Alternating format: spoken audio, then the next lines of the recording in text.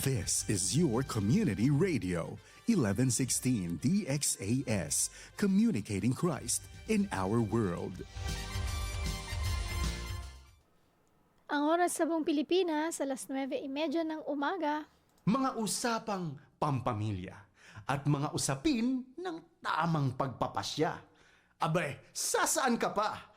E di siyempre, dito ka na makinig sa Family Matters.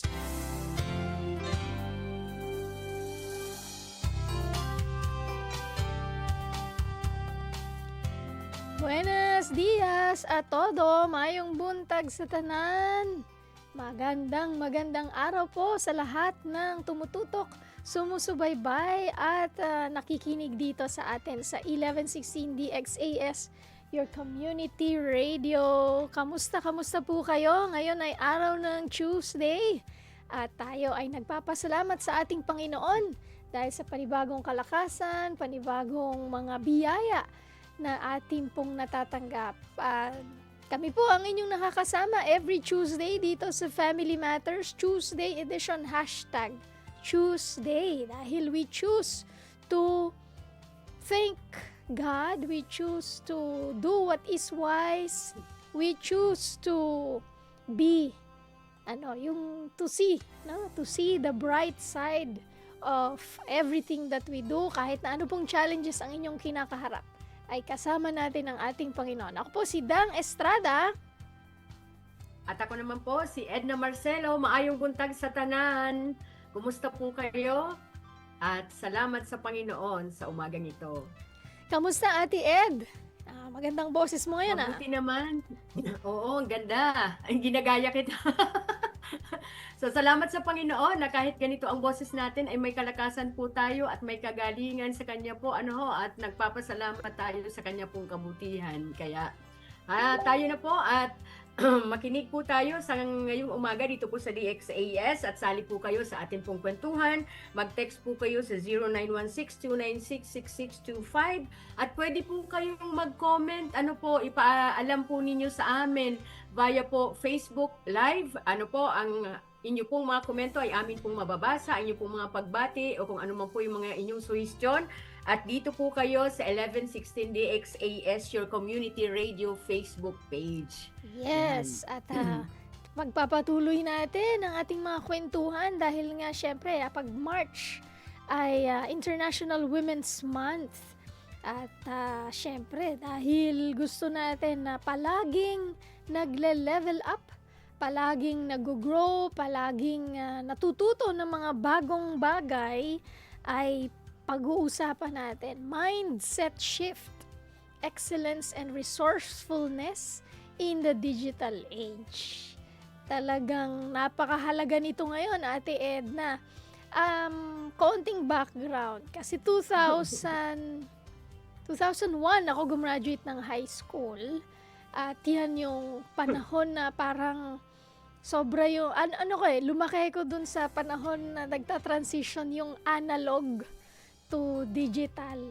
Naabutan ko pa yung, yung floppy disk. Hindi yung floppy disk na ganyan yung floppy disk na ganito. Yung as in malaki, na talagang malaki. Parang pamaypay. Ikaw ba, Ate Edna, yung nag-work ka na, sa FEBC mo ba yun naabutan, yung may malaking floppy disk na ganon? Or sa naabutan mo ba yun? Mismo. Sa school pa din. Sa school mismo. Oh, yan. Opo, sa school mismo. Yung kakaiba pang mga klase ng computers. Di ba? So, yung pagka nag-i-install ako nung nag-work na ako dyan sa FEBC, sa computer department, pag nag-i-install kami ng mga computer, tapos yung CPU na malalaki pang ganon, binubuhat ko pa yon. Lagi nga ako niloloko nun ni Mr. Larry Podmore na mas malaki pa daw yung yung CPU sa akin kasi ang payat ko noon, tas maliit talaga ako. Bit ko yon, pupunta ako sa computer room sa taas, second floor. Sa baba minsan yung mga studio, susuot ako sa ilalim ng mga table kasi aayusin ko yung mga cable. So yung mga malalaki ngayon halos laptop na. Halos nasa tablet na. Iba na yung technology. So from old technology ngayon ay nasa AI nasa AI generation na tayo, artificial intelligence. At ang sabi nga, kung noon, ang development takes years, ngayon, development takes minsan months na lang. At Days. every day, ha? Every day, merong changes, merong development, merong, basta nagbabago at ang bilis, no? Napakabilis. Oo, Para siyang hinihipan. correct. 2 years ago ay generative AI lang. Ngayon, agentic AI na. Eh, hindi ko alam kung familiar yung listeners natin dyan, pero ganun po kabilis. Ano? Kahit ako na medyo techie, okay, I can say myself na techie talaga, at kasi nga nakita ko yun yung mga changes. Yung transition, Yung ano? transition, personally, feeling ko, kailangan ko humabol. Yan, nako, kailangan humabol. Kaya yun Paano yung, na lang ako? oh, yun na nga. Kaya nga pag-uusapan natin yan. Wag lading pressure, Ate Ed. Kasi yun na, sabi mo, paano na lang ako? Totoo yan, no? Na pagka hindi tayo magko-cope, ang magiging tanong natin, paano na lang ako? Kaya po, ini-encourage namin kayo na talagang humabol. Let's just keep up. No, hindi naman ibig sabihin maging expert. Kahit ako, hindi rin ako expert. Pero at least, let's do some learnings. And ikaw, di ba, nanay ka, tapos may 2 anak ka, na sila halos lumaki na with technology. Na kapag ka hindi rin tayo matuto with them, talagang maiiwanan tayo. Diba? At talagang doon na yung papunta eh. Sa kahit na anong ginagawa natin, kailangan meron ng may kaakibat na technology yon. Kaya dapat magkakaroon tayo ng learner's heart, no? Yung mindset shift natin na how can I use technology para sa aking ginagawa ngayon, kahit ano pong career ngayon. Meron din nga akong tinitingnan ngayon na in the next years, yung mga anak natin ngayon, baka yung course niya na inaaral niya ngayon, in the next years, wala nang saysay. So, Wala. dapat talagang tignan na natin kung may magkakaroon pa ba ng impact yung pinag-aaralan niya ngayon. Baka mag-graduate siya tapos, wala pala akong gagawin na kasi yung kurso niya patay na pala in the next 3 to 5 years. So, dapat Obsolete na. oo, naging obsolete na. Nag-aral pa siya. So, nasayang, di ba? Nasayang yung panahon ng pag-aaral niya. Hindi na pala niya magagamit. So, kaya napakahalaga na ngayon pa lang, may foresight ba? Tinitingnan na natin. Paano natin ipe-prepare yung next generation, yung mga anak natin. At tayo din, na nasa listener ka ngayon, corporate ka din, babae ka, or kahit na anong ginagawa mo, how can I have a learner's heart? And yun yung point number 1 natin, na choosing the better part, the priority of growth. Sabi nga sa Proverbs 18:15, di ba? An intelligent heart acquires knowledge, and the ear of the wise seeks knowledge. Ikaw, Ate Edna, sabi mo, paano na lang ako? O yan, no? So, dahil ito yung pag-uusapan natin, paano mo hinahanda yung sarili mo with the technology, no, na nangyayari ngayon, Ate Ed? Totoo yan, For example hindi ako ganun dati, hindi ako ganun ka-interesado sa gadgets, sa technology, kasi hindi yun yung forte ko, hindi yun yung molde ko. Pero kagaya nung sinabi mo kanina, dahil may anak ako, kailangan kong matuto. Paunti-unti, step by step. Halimbawa, wala akong naiintindihan dun sa kung paano ko siya gagawin. Tinatanong ko yung mga anak ko. Kasi totoo nga yung sinasabi mo na mas maalam pa sila kaysa sa akin. Kasi hindi naman yun yung yung molde ko. Pero sa panahon ngayon, kailangan tayo mismong mga nanay ready to learn based doon sa atin pong text, yung Bible verse natin na yung sa Proverbs 18:15, kailangan tayo po maging open yung atin pong mindset, yung atin pong perspective na dapat ma-encourage natin o ma-motivate natin mismong sarili natin na kailangan nating maka-adapt, kailangan nating mag-aral, kailangan nating maging handa na matuto, na 'di ba may mga bagay kasi na ayaw nating matutunan kasi feeling natin mahirap. Siyempre yung Mhm. changes kasi hindi naman talaga siya madali, lalo na Correct. sa learning, no? Yung learning capacity natin, lalo na nagkakaedad. Pero yung sabi dito, we must be ready to learn. Ears are open to knowledge. So tayo yung dapat matuto tayong makinig doon sa mga ini-impart din sa atin ng mga anak, ng mga pamangkin natin, or mga ano na tita, ganito dapat yan, mama, dapat ganito, hindi ganyan. So, maging open yung pandinig din natin doon sa mga bagong kaalaman at karunungan na ini-impart po sa atin. Huwag po tayong maging sarado. Kasi sa Mhm. lahat naman ng sitwasyon, kailangan ho nating maging bukas sa mga bagay na hindi natin natututunan, kasi kung tayo nakakapag-impart ng natututunan natin sa mga anak natin, sa mga tao sa paligid natin, more so dapat din po tayong maging bukas sa atin pong mga kailangan pong matutunan, kasi doon natin magigain yung knowledge na pagka halimbawa inimbitahan ka sa isang ganitong seminar o training, kahit na church worker ka, no, syempre ito pala yung sinasabi ng anak ko, dapat na matutunan ko pala ito kasi na kailangan ko siyang magamit sa ministry, sa trabaho mo, kung ano man yung trabaho mo. Tapos sabi mo nga din kanina na yung kahit na anong trabaho natin, kailangan maka-adapt tayo doon sa changes na nangyayari. At the same time, sabi dito, true wisdom involves humility.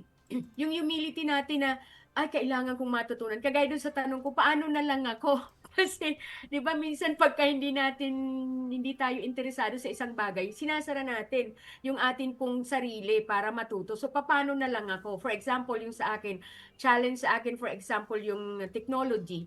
So, pagka sinabi ko na paano na lang ako, so kung gano'n na, parang yung negativity, no, na na-impart mo dun sa word na yon, kasi dalawa yun, pwedeng positive, negative. Kapag ka Yes. negative yung impartation nun sa'yo, yung halaga nung tanong na yon, magiging ano ka, hindi ka magbubukas doon sa mga bagong kaalaman. Pero, kapag kayong tanong na yon, positibo na, paano na lang ako? So, doon mo na i-divert yung ano mo, yung sarili mo na, paano nga ba ako? Paano yung pag-adapt ko sa ganitong mga changes sa technology? Positive. So, may mga bagay tayo na naiisip o nasasabi sa ating sarili na, paano ako? So, pwede ho nating tignan yun, saan ka ba? Sa negative side ka ba nun o sa positive side ka na, nung tanong na yun? Kasi, kapag ka doon ka sa magandang at positibo na pananaw, mas maiintindihan mo, kailangan kong matuto. Mm. Unti-unti kailangan kong maka-adapt. Kasi minsan yung yung openness din natin na, anak, pwedeng turuan mo ko dito. For example, dati hindi ako gano'n kahusay sa PowerPoint presentations. Pero dahil nag-aaral ako, yung dalawang anak, ginaid ako, tinuruan ako. So ngayon, ako na mismo yung gumagawa ng sarili kong PowerPoint sa Canva pa. So parang yun Wow. yung ano ko na, pwede akong matuto, unti-unti. Kahit na hindi ako gano'n kasanay pa, pero alam ko na magiging yung progression nun makakatulong sa kung paano ako, hindi na ako aasa sa mga anak ko kung paano siya gagawin. And at yung isa pa po, dapat daw maging ano po tayo, active and continuous yung pursuit natin sa understanding at sa knowledge na nakikita natin ho, at na kikita natin na makakatulong sa atin pong paglago. Yung pag-level up ng atin pong mga kaalaman. Kahit na nasa bahay lang po tayo, feeling natin, ito lang naman yung trabaho ko sa bahay, pero hindi eh. Kasi ito yung mag-o-open ng mga opportunities, mga open doors sa atin para mas magamit natin yung kung saan tayong magaling, kung saan tayo mahusay. For example, kung mahusay ka mag-tutor sa anak mo, so yung technology, kapag ka nalaman mo, magagamit mo siya na hindi lang siya pang tutorial, kundi pagkakakitaan mo. So ang ganda, 'di ba? Yung knowledge na papunta ka doon sa pag-level up ng iyong capacity. So sabi nga no na yung ano daw, yung foolishness na dapat isasantabi po natin yon, yung mga ganong klase ng mga kaisipan, no? Kasi kung hindi ho tayo magiging bukas sa atin pong mga dapat na matutunan, mas mahihinder natin yung growth natin as an individual. So ang ganda ng Proverbs na yun, ano? Kasi ang lawak niya na mismong ang Panginoon ang nagbigay sa atin ng paalala na dapat tayong maging bukas sa mga bagay na ito ng pagkatuto. Correct. Sabi nga, if you stop learning, you stop growing. Diba? Magkarugtong siya eh, na kapag ka napansin mo, parang hindi na ako nag-grow baka hindi ka na kasi nagla-learn. ng new things, especially new skills. And yung technology, sabi nga natin, kahit nung pandemic, di ba, ang daming natuto ng baking, ang daming natuto ng kung ano-anong mga skills, kasi nanood lang sa YouTube. Parang YouTube University na ngayon ang dami na. So, imposible na hindi po tayo matututo ng bagong bagay. Kasi ang dami na bukas na po yung mga learnings. At kung ikaw din ay merong skills na worth sharing, sabi nga nila, pwede ka na maging vloggers. Lahat na ngayon vlogger di ba? So, might Content as well, creator na. di ba? Yes, might as well share it. Di ba?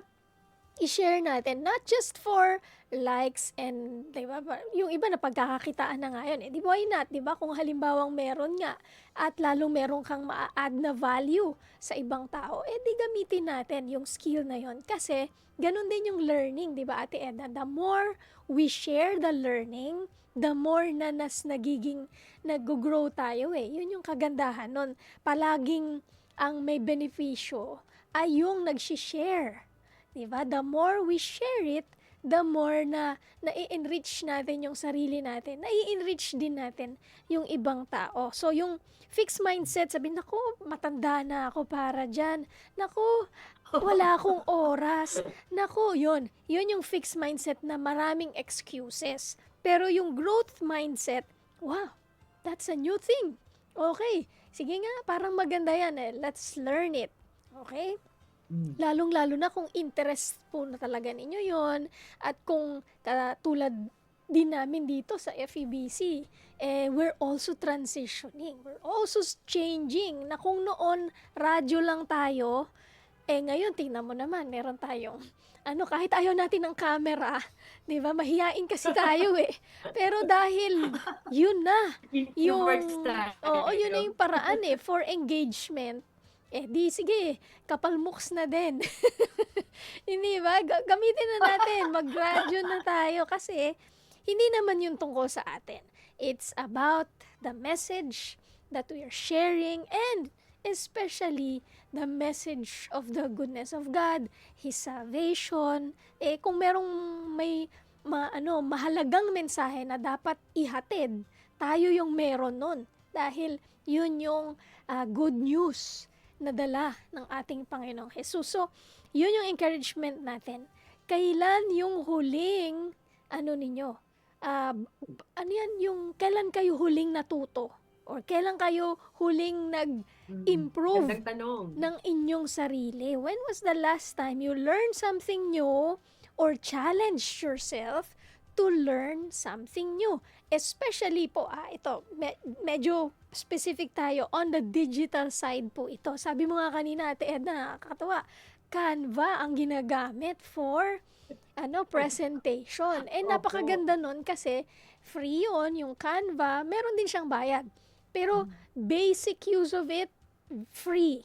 At napakadaling gamitin. Kung nagfi-Facebook po kayo, kayang-kaya nyong gamitin yung Canva. Promotion na tayo. Hindi ito promotion.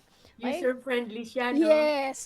Very user-friendly. And you can learn a lot of things pagka ginagamit natin yon, hindi ba? So, ayan. Isang app na po pwede ninyong simulan. Okay? So, ito din. Kahapon, gumagamit si Sheena ng Duolingo. Okay? Nag-aaral siya ng Spanish. Although hindi siya parehong-pareho ng Chavacano, halos magkadikit siya. Sabi ko, bakit Spanish ang gusto mong aralin? So, nandun siya sa gilid, ano ba yung mga salita na sinasabi niya, Buenos dias, Buenas tardes.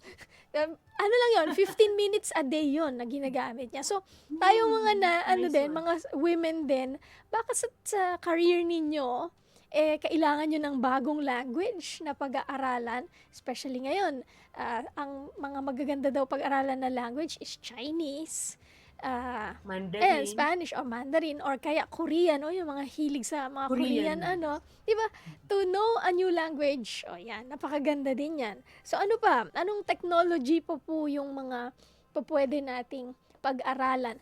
AI, ayan, isa pa yan sa maganda rin ninyo pong pag-aralan. And recently, yan yung aking in-enroll. 'di ba? So, yung papaano gamitin Wow. yung AI doon sa career Mm. na meron kayo ngayon. Napakadami na niyan. At Oh. yung dahil sa enrollment ko na yon, ia-apply na namin yon dito sa mga programs natin sa FEBC, yung digital content natin, paano natin mai-improve. So, Ang ganda. kailangan po talaga natin yan. So, whatever your career is, choose ano ba yan, technology or ano bang app yung kailangan nyo, digitalization, na kailangan nyo ng improvement, commit to it. Diba? Kung minsan nakakatulong pag may bayad yung yung course ako kasi, ayun, may bayad yung Oo. course na yun na kinuha Mag-aaral ko. ka talaga. Oo, kasi sayang naman, di ba? Para masulit mo. Kasi minsan pag free lang, free naman Mm. di ba? Parang Minsan petiks-petiks ka lang din. yes, napupush tayo minsan pagka may bayad di ba? So, yun yung number 2. Puntahan natin number 2, Ate Edna. Digital stewardship, using tools for the kingdom. Ito na nga yun. Kaya ako nag-enroll Ganda. kasi hindi lang siya for personal, but also, nang tinignan ko yung mga i-discuss na points, na i-discuss na mga lessons, sabi ko, Lessons. magagamit ko din siya sa digital transition ng DXAS. Paano ba namin mai-improve yung mga digital content ng DXAS? So, papaano yung ang daming steps at ang dami kong na-discover na mga bagong apps na, wow, pag ginamit ko pala yon, ang daming mai-improve sa aming workspace. Di ba? So, ganun din po yung ating encouragement sa ating mga listeners. Technology is not the enemy. It is a tool. Di ba? Tool siya na gagamitin natin para mas ma-improve. Sabi nga ni Pastor Eman, yung AI daw nakikita niya as kung dati lagare yung ginagamit natin para magputol ng kahoy. So, mano-mano, talagang buong effort. Pero, with AI, para kang merong chainsaw na sinaksak mo lang, diba?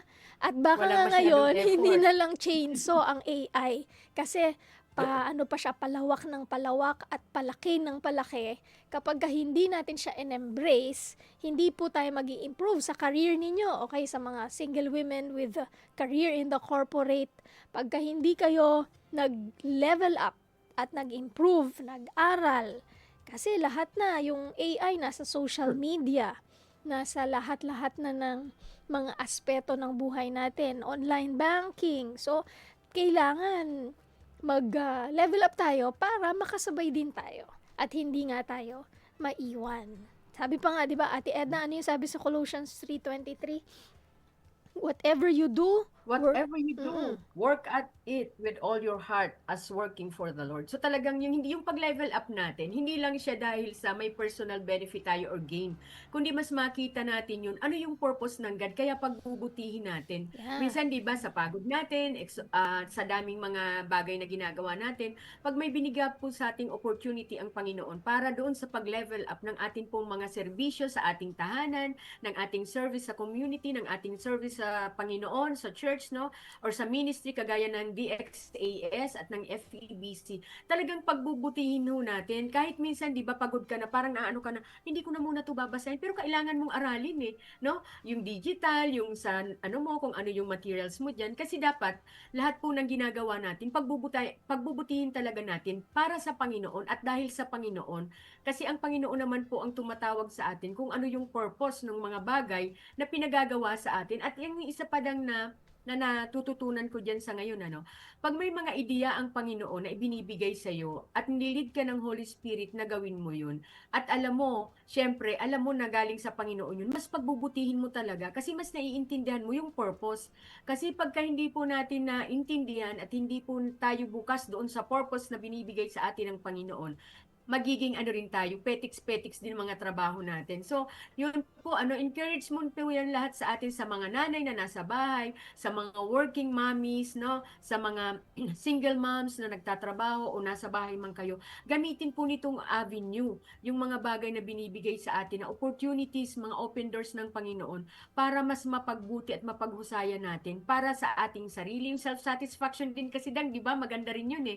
Kasi namomotivate ka talaga na ay mag-aaral ako ng mabuti, ay gagawin ko itong ng mabuti para dun sa personal kong improvement, self-growth, po. Kasi sasabay po doon yung paano mo na siya i-share sa iba. Di ba minsan, pag punong-puno na tayo ng ideas or ng mga bagay sa ating sarili, kaya dapat sinishare natin para nagre-refill ka.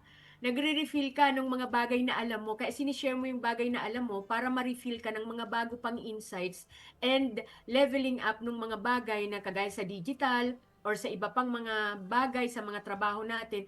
Kasi para na-freshen up, kumbaga yung tanki mo, full tank ka na i-share mo na, so magre-refill ka na ulit para mag-full tank ka ulit, para ma-share po natin ulit yung mga knowledge. Kaya gagawin natin ng mabuti yon dahil sa Panginoon at para sa Panginoon, yung purpose niya po sa atin pong mga buhay. Yes, talagang kailangan keep learning at huwag left behind. No? Pwede kang mag-attend ng mga short courses online o kaya may mga webinars, kaya nga hindi na talaga hindi na mauubos, no? Hindi ka mauubusan ng mga bagay na pwede mong matutunan. Kahit nga lang dyan sa sinabi mo nga, yung Canva, ang dami dyan, pwedeng, yung mga iba nga na pagkakakitaan yan, gumagawa ng mga kung ano-anong mga binibenta nila na digital. Okay, yan na, business Digital na din yan business. digital, yung mga ginagawa, meron ako nakita yung mga workbook, coloring book, o kaya devotionals, ginawa lang yan sa Canva, tapos binibenta nila digital online. Kasi nga, pwede na, bibenta lang nila, tapos yung bumili, ipiprint na lang niya sa bahay niya. 'Di ba? So, anong digital tool or technology yung parang natatakot ka na, "Hoy, kaya ko ba 'yon? Pwede ko ba 'yon or pwede kong i-overcome by studying it?" 'Di ba? What if, yun na, ito ating challenge. What if i-master nyo yan this year? 'Di ba? Yun yung kahit yung sa tungkol sa mga digital risk. Ayan, yung mga pag-aaral tungkol sa papaano makaiwas sa mga scams or mga things na hindi tama sa digital world. Pwede nyo din yung i-research para maprotektahan yung family natin. Hindi ba? Madami tayo ngayon. Meron kaming kakilala na hack yung kanilang FB accounts. Pati business nila naapektuhan. So, because of that, may mga learnings, 'di ba? So, tayo kailangan maging mapanuri din tayo pagdating sa technology na hindi lahat ng nandyan sa World Wide Web ay safe. Yan, magandang mapag-aralan din yan. So, sa pag-aaral natin, kailangan mapanuri din tayo, 'di ba? So, hindi naman dahil, dangerous siyang internet, di na tayo pupunta dyan. Hindi rin po, di ba? Parang sinabi mo din na wag na tayong lumabas because it's dangerous out there. Hindi na ganon. Hindi natin pwedeng Puro na lang takot, no? Oo. Tira ka na sa kuweba, di ba? Kung ayaw mo ng danger, kung hindi, risk, ng risk, okay? Pero, we can mitigate, yan, ang lalim na. We can, parang pababain yung risk. I-assess natin yung risk at hindi tayo matakot. Kasi, meron ding benefits out there, diba? Sa online world.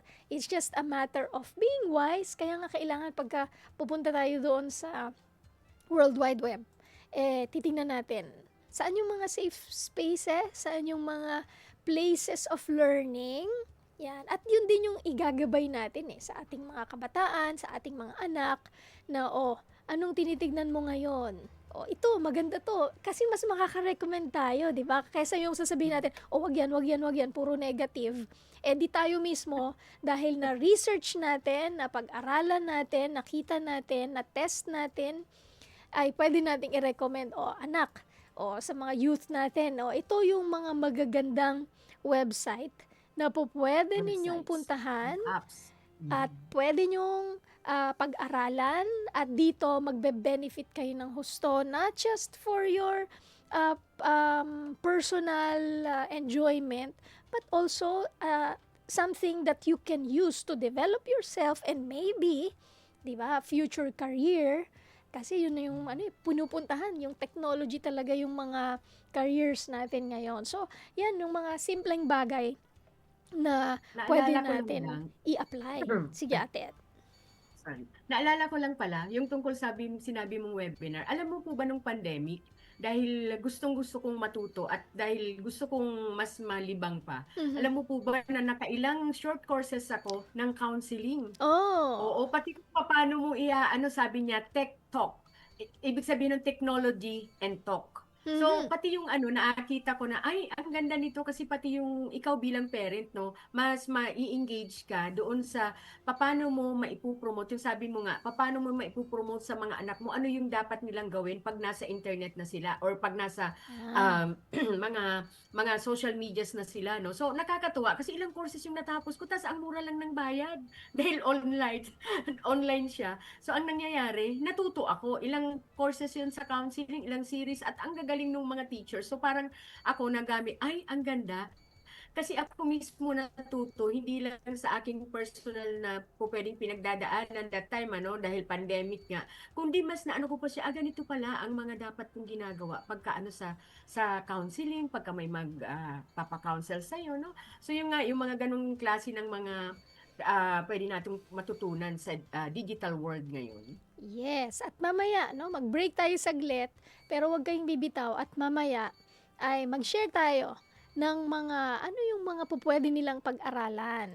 Okay? For women na technologically, at least matuto tayo. Pwedeng for beginners, for mid-range, and for experts. Experts. Ayan, sige. I-share natin yan mamaya sa pagbabalik natin dito sa Family Matters. Huwag po kayo nga alis.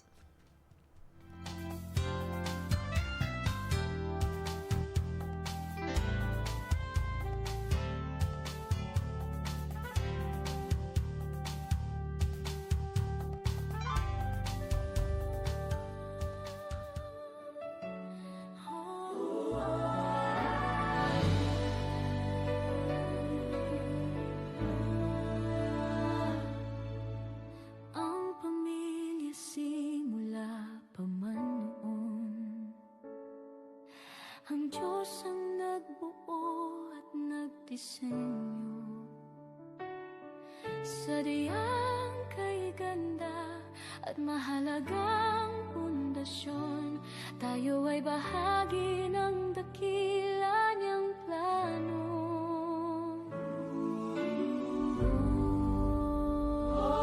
Pamilya, tayo ay manalangin.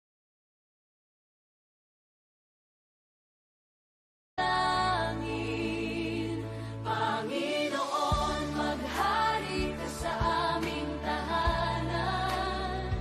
Panginoon, ikaw ang manguna sa aming buhay. Ang pag-ibig mo ang aming kailangan, ang salita mo ang aming gabay. Kung ikaw ang kasama, sigurado ang tagumpay.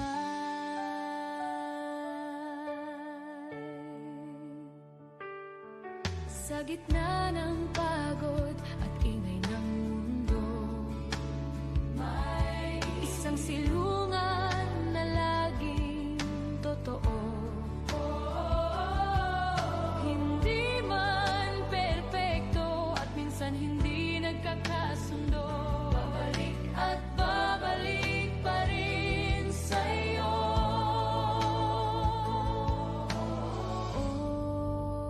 Oh, pamilya, tayo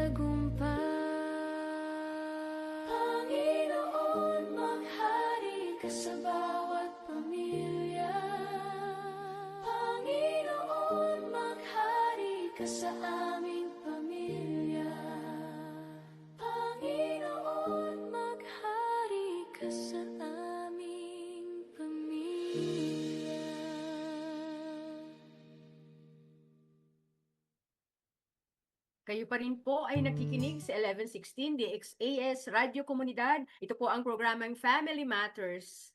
At kami po ang inyong mga kasama, Edna Marcelo.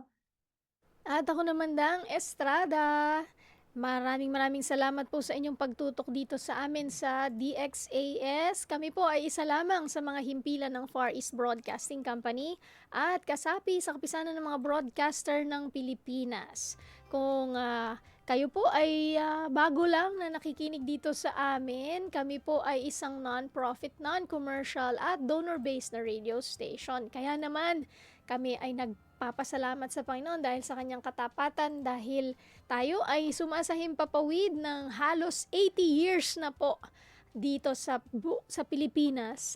At dito sa DXAS sa Zamba Sulta Region ay for almost 60 years. Malapit na tayo mag-senior dito sa DXAS. At dahil yan sa inyo pong partnership. Kung nais nyo pong maging bahagi ng ating ministry, andyan po sa inyong screen ang ating mga QR codes. At kung kayo'y nagpadala ng inyong donation, please send us a message para po ma-acknowledge namin ang inyong donation. Maraming salamat po sa inyong partnership and God bless you. Happy listening po sa atin pong mga tagapakinig at sa iba pa nating mga tagapakinig dito po sa Zamboanga, sa Basilan, Sulu at Tawi-Tawi, pati po sa iba't ibang dako ng mundo dahil po sa atin pong live streaming.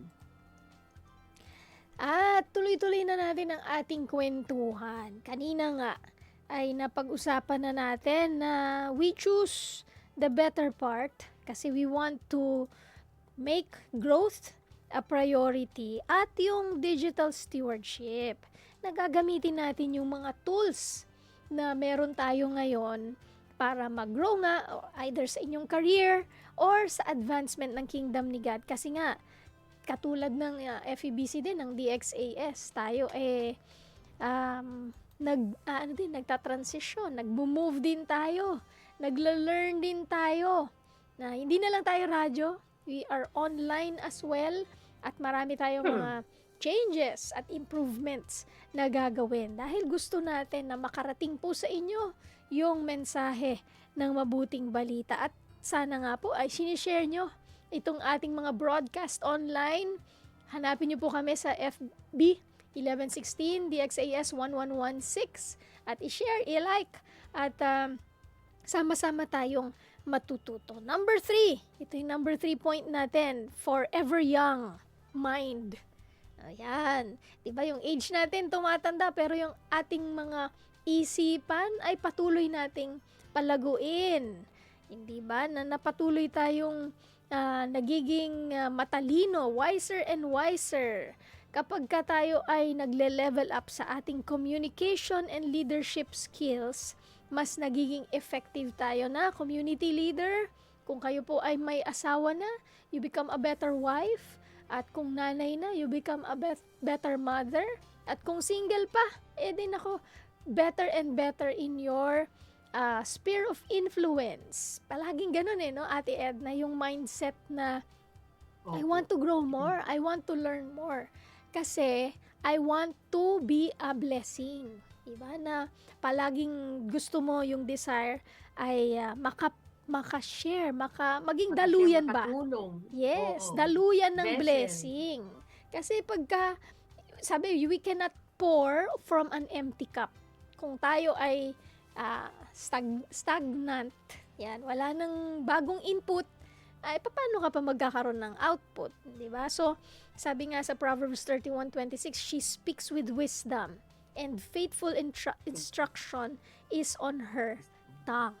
Na tayo ay patuloy na nakakapagbigay ng makashare ng wisdom, ng new learnings, kasi nagpapatuloy na tayo ay natututo, di ba? Na kailangan yung desire natin, I want to know more, I want to learn more, di ba? Na nagiging daluyan nga tayo ng wisdom, ng learning, di ba?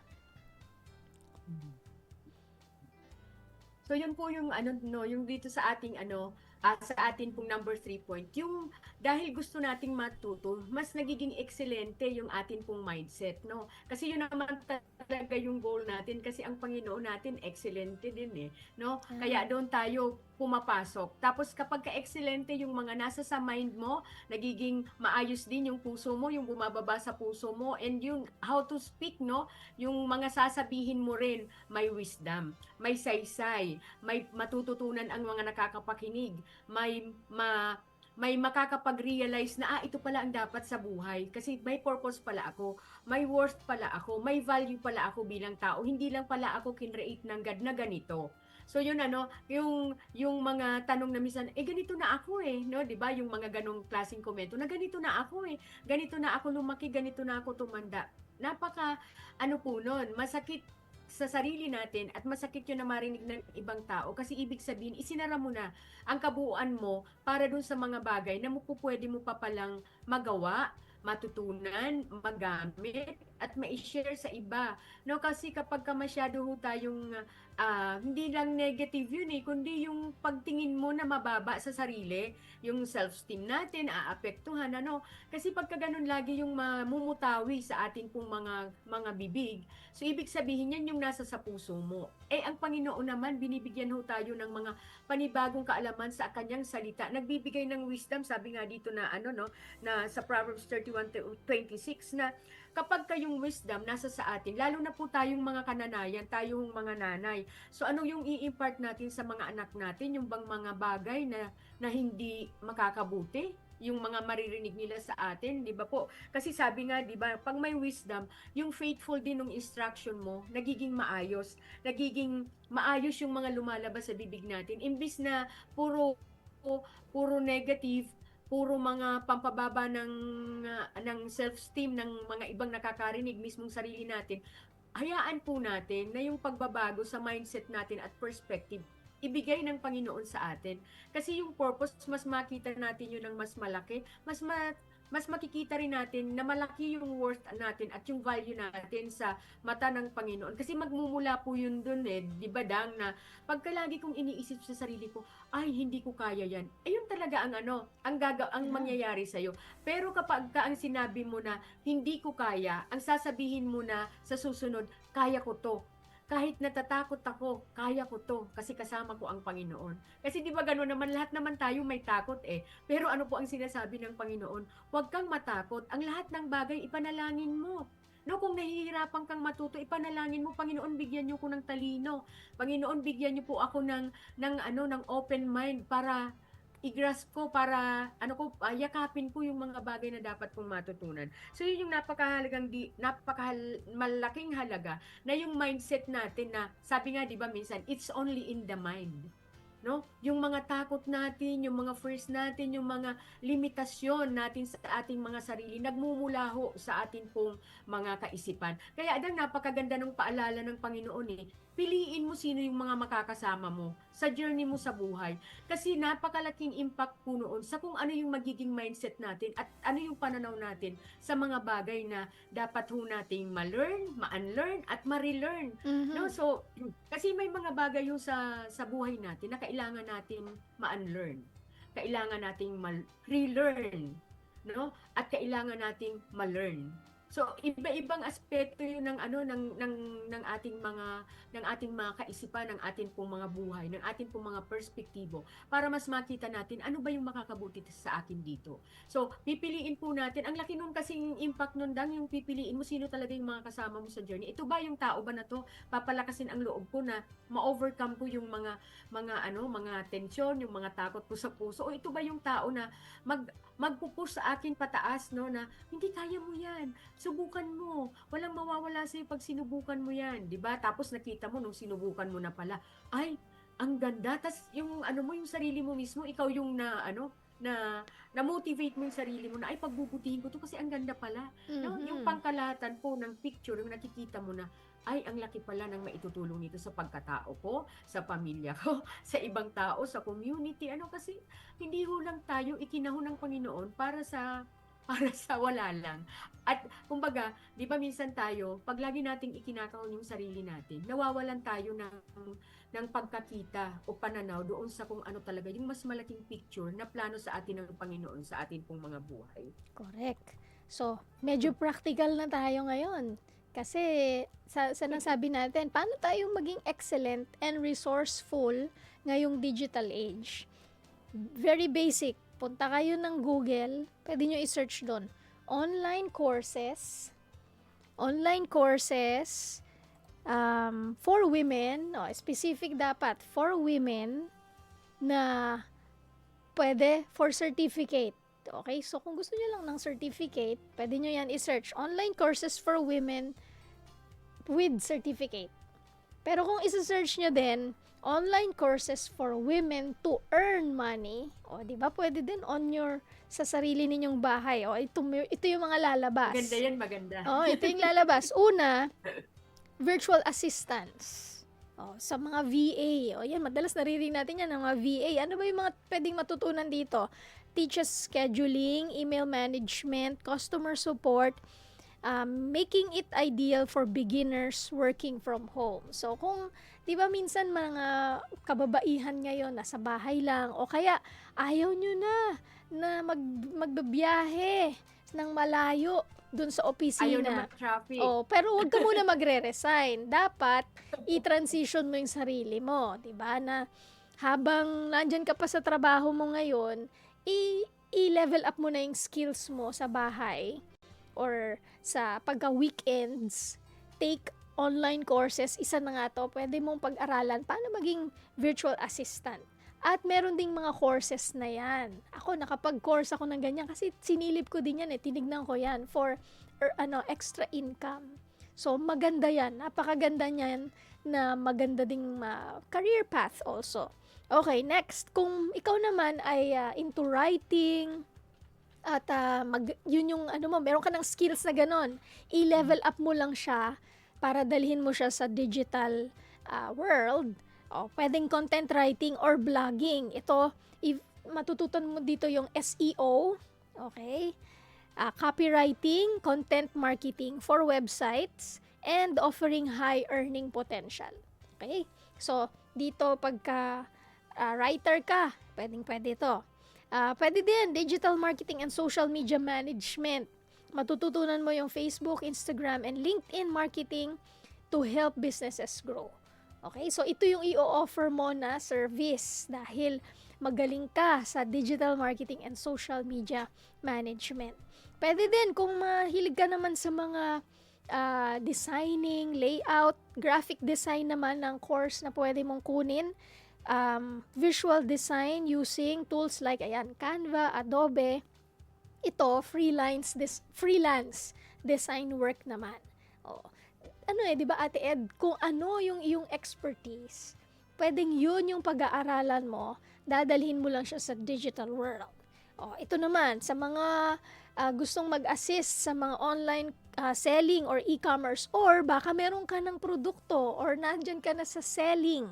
Ito, pag-aralan mo para yung mga produkto mo, dalhin mo siya, yan, sa mga alam na natin to, Shopee, Lazada, kailangan matutunan mo din paano yung bentahan online. E-commerce. Hindi na lang dyan sa lugar mo yung tindahan mo ng mga damit. Dalhin mo na rin online. Pag-aralan mo. Okay? So, pwede din kung ikaw naman ay merong skills ng editing, video editing, and YouTube management, dito, pwedeng magpag-aralan to for creators at designing mga thumbnail and scripting. Madami pa yan. Okay? So, it's a matter of searching, researching. Pwede rin kayo ng mga freelancing basics, project management. Ayan. So, kung hindi pa kayo masyadong techie, magpatulong. Pero, sa totoo lang, kung ano yung skills mo, punta ka lang sa Google, sabihin mo, I want to learn. Sulat mo na. Ano yung mga gustong matutunan? Give me free online courses, or kung gusto mo, yun nga, katulad ko na mas napupush pag may bayad. Diba? Kasi nga gusto mong sulitin So, Ang galing. pero syempre may limit din. Okay, sige tingnan natin. Paano mo masasabi na sulit naman yon? Subukan mo lang din. Halimbawa, kung ang course is for 3 months, tapos ang sabi doon is 5,000. Oh, parang ang laki, di ba? 5,000. Pero i-divide mo yung 5,000 sa divided by 3. O, kasi 3 months. So, in 3 months, ito yon. O, tas divide mo pa ulit ng 30. So, in a day, magkano lang yon? Diba? So, ganun mo, Malaking kabawasan. diba? Parang isipin mo, okay, this is the amount that I will spend per day for this course, pero eventually, ano yung magiging return sa akin? So, di ba parang pumupumuhunan ka? Di ba? Tayo naman din nun eh. Kaya nga mahal ang bayad sa mga doktor eh. Kasi mahal ang binayad nila. Oras, pawis, Para makapag-aral. oras para maging doktor at espesyalista. So, ganun din tayo. So, kung gusto nating humusay sa ating career, meron pong, merong bayad na minsan amount talaga. Salamat sa mga free courses. Pero minsan, magkakaroon ng weight and value pagka meron tayong inilabas na puhunan eh. Hindi ba, Ate Ed? So, Kasi may sakripisyo. yes, Yung oo, na parang dugo iisip mo, ka. kailangan, ito ay puhunan ko para mas tumalino ako, mas maging mahusay ako, at bubuhusan natin ng oras yan. So, yung learning, nandyan. Kailangan lang natin ng sistema, kailangan natin ng oras, magbigay ng priority, no, for learning to develop ourselves. And ang prayer namin para po sa inyo ay mag-level up. This year, yan yung talagang natin, Ate Edna, na level up in every Oo way nga eh. sa lahat ng areas ng buhay natin. So, tuloy-tuloy po yung ating kwentuhan. At next week, April na, Ate Edna. At sana nagpe-prepare din sila for Holy Week kasi 'di ba malapit na rin yung Holy Week. Ate Ed, naku, 10:23 na, ang bilis ng oras at tayo ay malapit nang magpaalam. Pero mag-pray muna tayo at ikaw yung mag-lead para pag-pray ang ating sige mga po. kababaihan. Sige po, salamat po. Manalangin po tayo. Lord, we admit that the rising cost, Lord God, sa mga bagay sa aming pong paligid ay talaga naman hong ramdam namin, Panginoon. Pero salamat aming Ama for giving us wisdom para po mas makita namin kung ano po yung mga dapat at bigyan namin ng pagpapahalaga sa mga bagay na binibigay niyo sa amin, Panginoon. Yung mga bagay na matututunan namin at maka-adapt kami dito po sa changes na nangyayari po sa amin pong paligid. Grant us the spirit of excellence, Lord God, to navigate this digital age with wisdom, and may our growth and knowledge lead to a life of peace and provision for our families. Lord, marami pong salamat. We continually, Lord God, offer, Lord God, to you thanksgiving and praise, Lord God, sa mga bagay na ginagawa niyo po sa amin, lalo na po sa mga kababaihan, aming Ama, na nakikinig po ngayon. Lord God, empower them, O God. This we pray in Jesus' name. Amen. Amen. Amen. At maraming salamat po sa inyong patuloy na pagsama at pagsubaybay. Ang panalangin po namin talaga ay palagi po kaming magiging pagpapala sa inyo at marami tayong natututunan, Ate Edna, every week. At syempre, every day dito sa Family Pati Matters. ako, natututo. Lahat tayo, dapat natututo tayo, hindi ba? Monday to Saturday po, ang Family Matters, iba't ibang aspeto ng ating pamilya dahil gusto natin na maging matatag, maging pagpapala ang ating mga pamilya. Salamat sa ating radio technician, Kuya Rolando Alfonso. At susunod na ang programang Radyo Singkahuman kasama si Uto Mubin. Ate Ed, maraming salamat. Baka meron ka pang gustong batiin pala bago tayo mag-end. Binabati ko ang akin pong pamilya dahil wala nang pasok ang dalawa kong anak ngayong araw na to, nandito sila. At salamat sa kanila, ganoon din po kay Arnold. At sa lahat po ng mga taga-Word of Hope May Paho, maraming salamat po sa inyo pong pag-antabay at pakikinig sa Family Matters dito po sa DXABS. Yes, i-shoutout Salamat. natin si Ate Marlene Aragon. Ate Marlene Aragon, nakausap ko siya nung last time. Alright, nako, nasa Davao ata sila ngayon.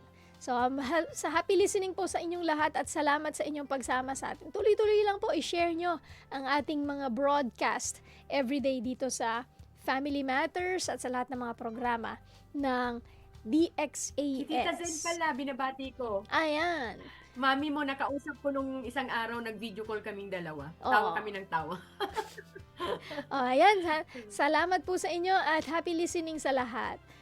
Magpapaalam na tayo sandali, pansamantala, Ate Ed, at hanggang sa muli, dito magkita-kita tayo dito sa Family Matters. Ang Family Matters po ay kasama nyo sa pagtataguyod ng pamilyang Pilipino.